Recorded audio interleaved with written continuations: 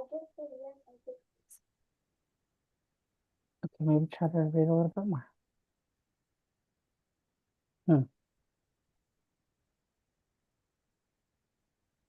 See more from Katya. This isn't.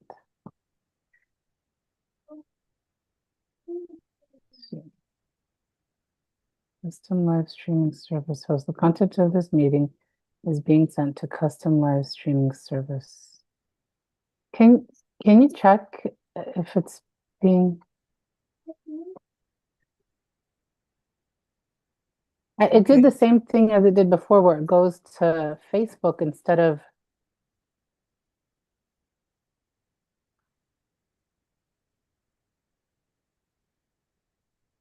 Yes, it looks like we're live on Facebook. Okay. Okay. So we're live. Okay, wonderful. Cool. It's working. It's working. Here we are. Here we are. Hello. It's our every Tuesday conversation with Asya and Katya. And we enjoy these conversations, and we think that it's worthwhile, could be interesting for you guys too. So we wanted to talk about today is what is actually a coaching session? What is actually coaching? And I think the situation right now with coaching is getting worse. It's not getting better, it's getting worse. That 15 years ago, when I started on a coaching journey, and I went through a coaching program, and then I started joining business networking organizations to be able to build my business in coaching. Whenever I mention coaching, really often, people would be like, you're a coach. Are you going to tell me how to live my life? Or my favorite was, thank you very much, I don't need a coach, everything is fine with me. So in other words, I was like, it's good that everything is fine with you. We just want to help you to bring it to a optimum level, right? So when in 15 years ago, it was clear that people didn't understand coaching. And it was a kind of like a open space for us coaches to educate people, to share with them information, to tell them what about coaching from scratch. Right now, the situation looks very, very, very different. But I think it's more harmful for coaching than it was 15 years ago.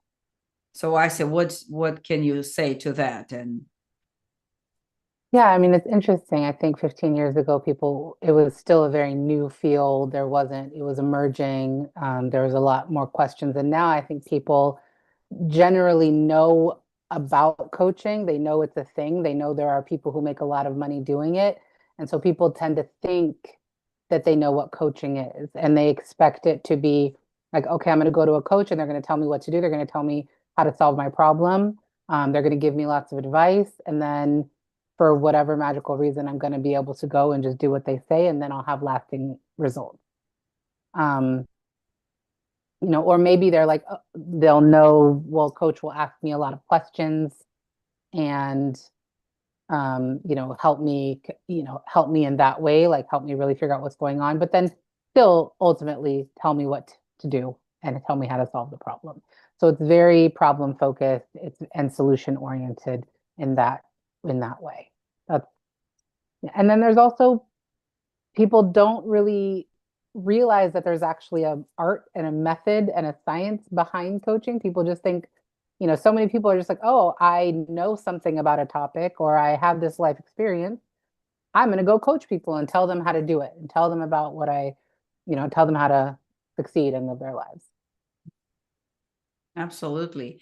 So a lot of, so to say, false coaches are out there, especially with social media. where there are more influencers.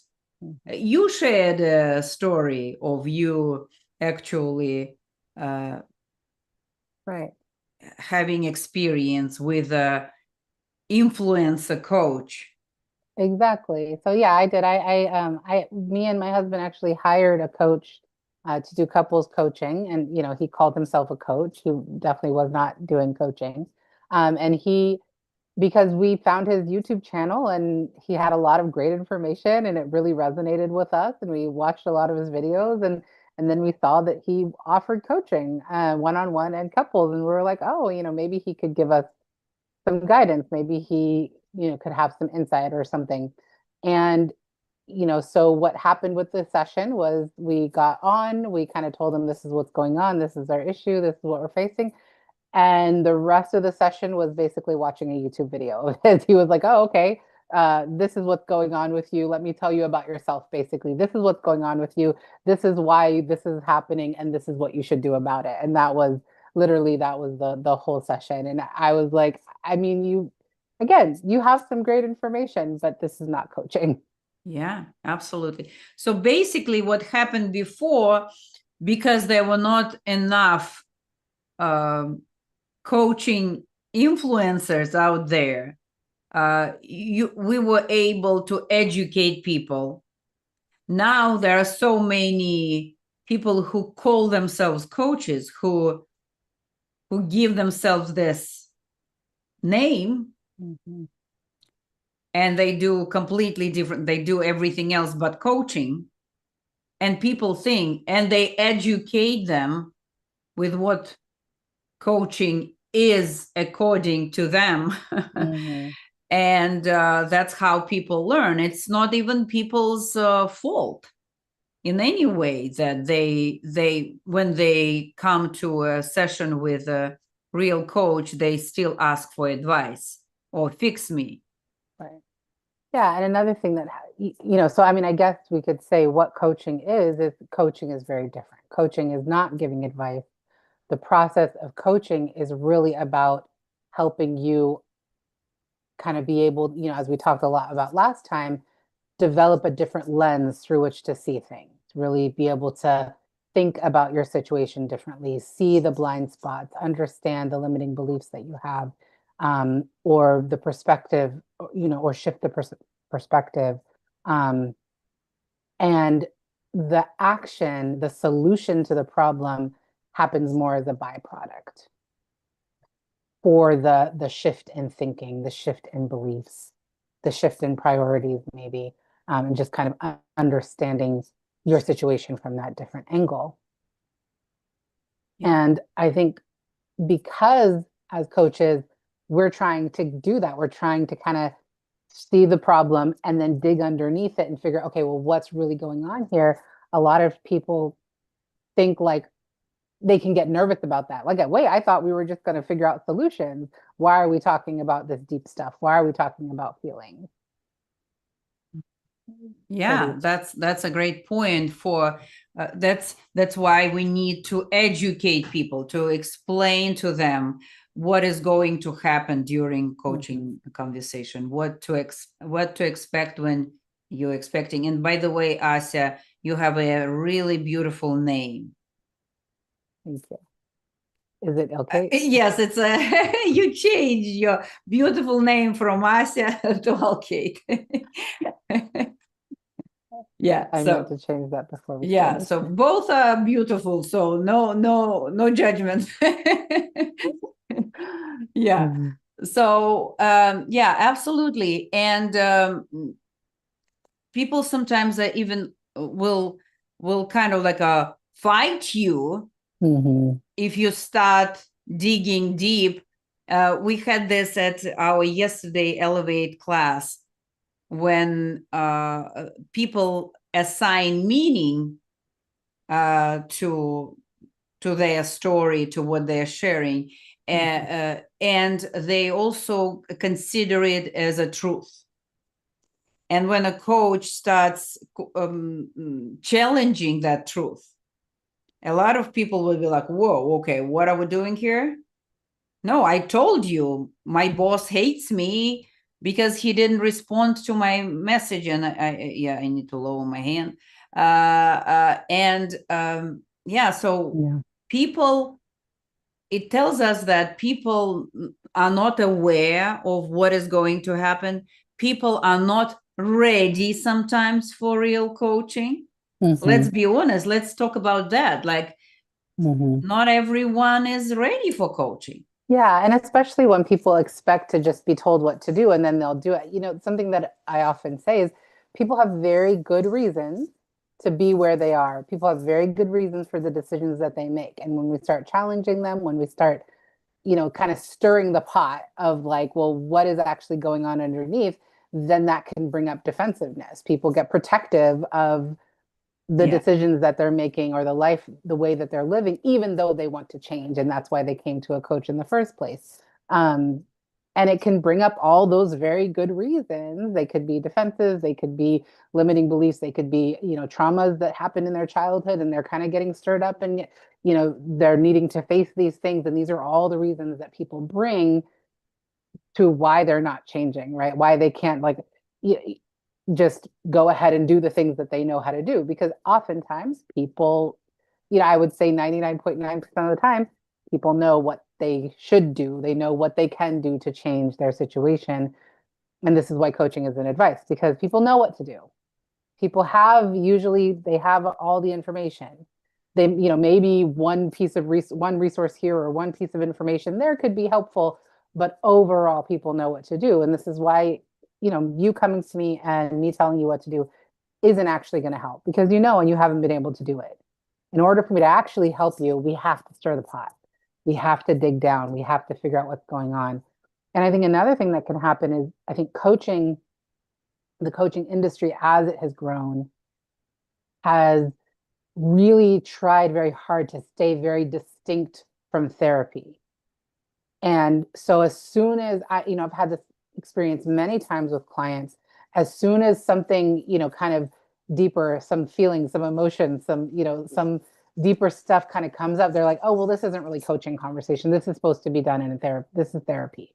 So let's, kind of go back to talking about just the problem. What do you think? What do you Yeah, absolutely. That's a great point.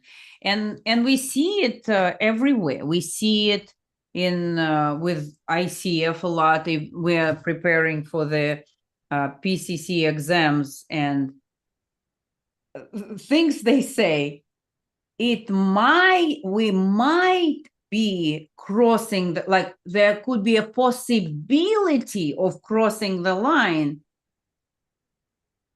And they talk about the person, like in that example, was talking about their limiting beliefs. I'm like, wait a minute, isn't that what all it's I think, because coaching is still such a young modality that even those who set up standards sometimes get confused or uh, afraid to cross all the lines. And like, to my understanding, that we can coexist and we can understand the lines in a little bit different way that right now is offered to us. So, and what is great about the modality of coaching is that because it's such a new modality, we are the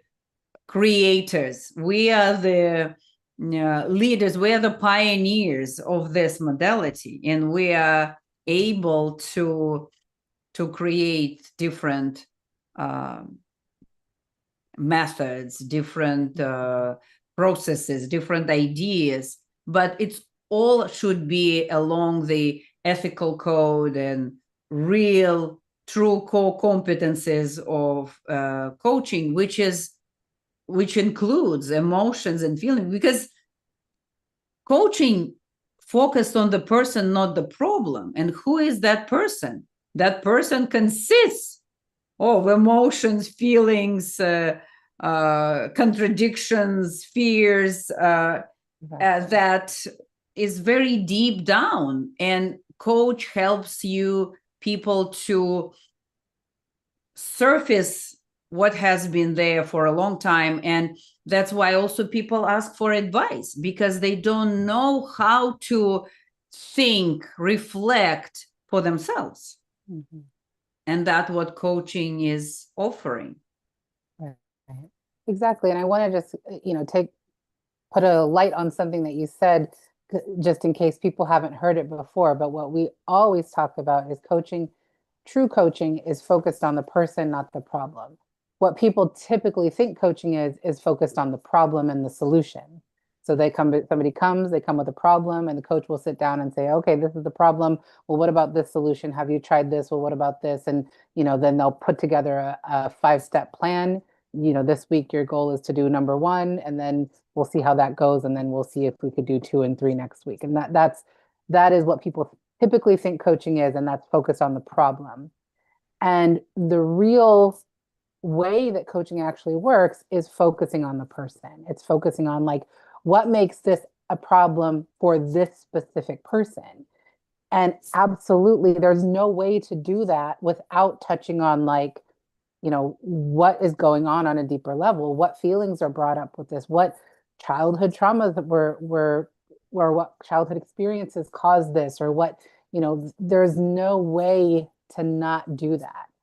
And like you said, there's a way that we can kind of coexist with other modalities. And we're not stepping on anybody's toes, but in order to help human beings, we have to be able to talk about emotion. We have to be able to talk about childhood experiences and the things that shape our limiting beliefs, the things that shape or that create our gremlins and give birth to these, like, what's another word for gremlin? The critical voice that Critical. people hear. That's why coaching works, because we're not afraid to talk about those things. We have to go deep. And then we the difference between to me the difference between coaching and therapy is we touch on those things so that we can figure out, like, how to bring them in our present and move forward. Okay, you have this limiting belief that you developed in your child, that you're not worthy of being seen, and your voice isn't worthy of being heard. What can we do now in your present to challenge that belief and to begin to shift it? Because you have this belief, and we just realize that that's why you're not able to create the business that you want, or stand or speak in the meeting that you have, or get a promotion at work, or whatever the goal is. We realize that that's the limiting belief holding you back. So then what do we do now in the present, versus trying to heal it in the past, or go very deeply into the childhood trauma, or the healing what's going on? And they both are very important work, and they both are different. They both can have similar conversations or touch on similar themes, and have different aspects and different elements of healing and growth that come out of them. Yeah, absolutely. And also why it's so important. And in organizations, if there could be some questions, right? Like, why we are not working on this action plan? Mm-hmm. Why are we talking about this? Because talking on the action plan means putting a band-aid on something that needs different approach, right? Needs more. Right. Okay, maybe for this particular problem or situation, you will have this action plan, and for the next one, you will have to start from scratch, because the same limiting beliefs, the same way of thinking will show up. So you will make the same decisions. You will, like, if thinking is not changing, Right. if you're still stuck to the limiting beliefs, to certain way of thinking, or to the meaning that you apply to yourself and the situations you are in, nothing will ever change. Right, exactly. And and it's not that we don't do action plans. We do. We have action plans. We have, these are the goals. The difference is, once we do all of that work and figure out really what is really going on? What is the real issue underneath the issue? One, the action plan could look very different instead of, research, I don't know, whatever, instead of the action plan that that everyone knows the things that they should do.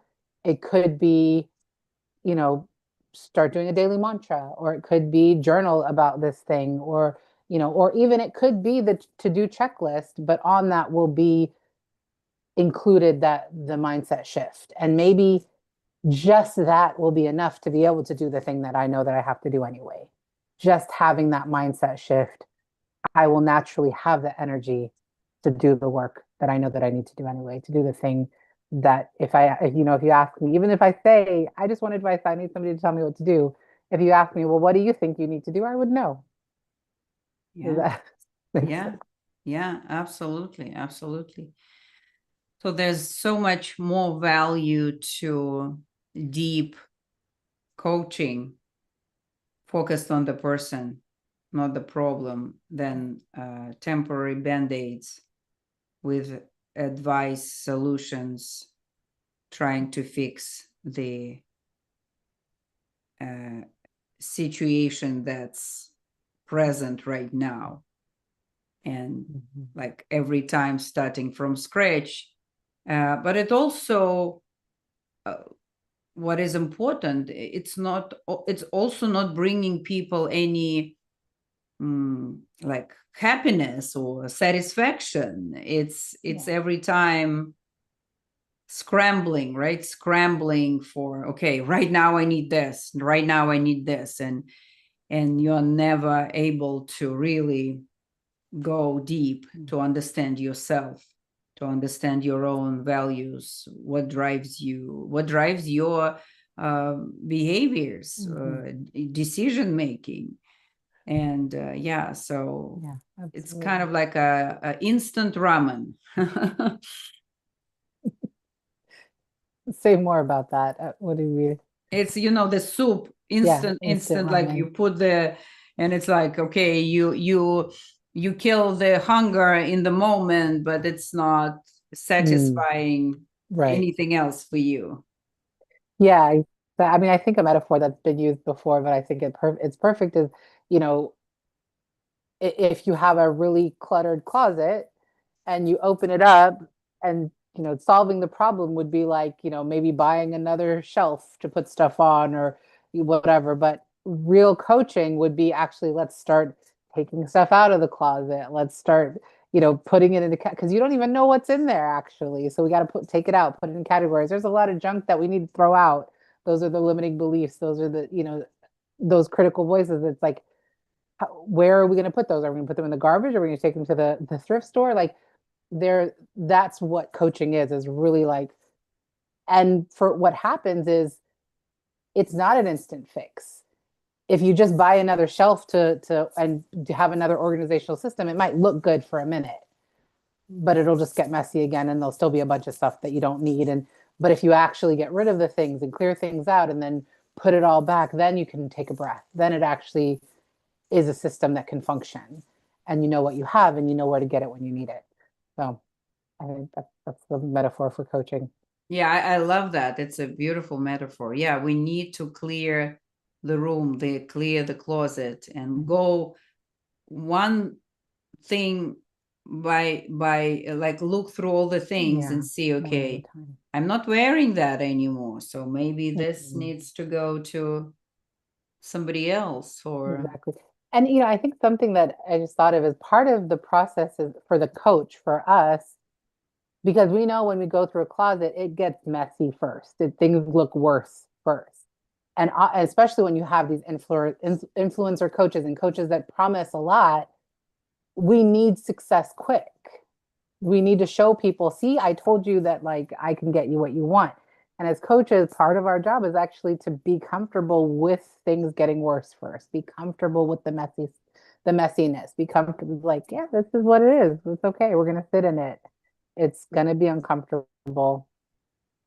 And I know that this is actually the process, even if it feels slower, even if it feels like we're not getting anywhere, ultimately it's going to get us where we want to go faster than all of those other quick fixes. yeah, Yeah, absolutely. It gets worse before it gets better. It can. And especially right now, people are expected like in 30 days, in 60 days. Like we did that too, right? In some of our launches, and like, what is the promise of 90 days? What can you promise? And for the marketing, it makes all the sense. But Yeah.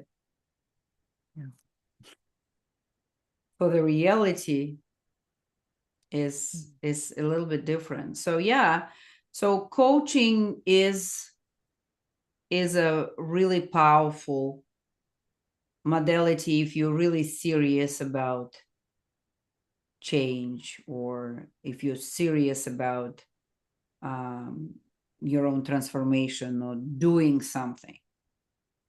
And it's also what is the truth serum, right? Like, it will show you sometimes things not everyone is ready for. And that's why deep coaching, perceptual coaching, intuitive coaching is not for everyone, and that's okay. It's for the best. Oh my God. No, it's for those who are getting ready to take it to the next level. Yeah, With their absolutely. life, with their passions, with themselves. And it's okay if you don't know how to Right. reflect, how to think, how to access all these feelings and emotions. This is the coach's job, to help you access this. It's Right. okay if you, at the beginning, you can say, oh, I even don't know what to talk about. Or if a coach asks you, how do you feel? And you're like, I don't know. It's okay. It's just about the willingness. Exactly. It's not about how good you are, with already with your consciousness and subconsciousness when you start. It's like understanding that the way it is right now is no more. This is like how I am right now, is not working. Not working. Yeah. This is the signal that person is ready to start, and it will take time, and it's okay. And there will be moments of frustration, kind of fighting back yourselves, right? Like, we're fighting with ourselves in those moments, not with a coach. And it's okay. It's okay. And professional coach will never start with advice, will never try to fix you, will never focus on action plan the first minute you start a coaching conversation. Yeah, exactly. Yeah. So, and also looking for what is shining, what is out there on social media, shining with a lot of followers and a lot of glamour and sparkle. Usually these coaches are more focused on their own storytelling, and on more inspirational work or lifestyle work, right? Like, let me show you how I live, how I make these millions. Maybe you will have the chance to do that. And very often really good coaches are in the background, in the shade, And in the trenches. and in the trenches with people. Yeah. So this is also very important information when choosing a coach, right? When choosing, Mhm. like, do they have just great marketing, or they are really great professional Yeah, coaches? exactly.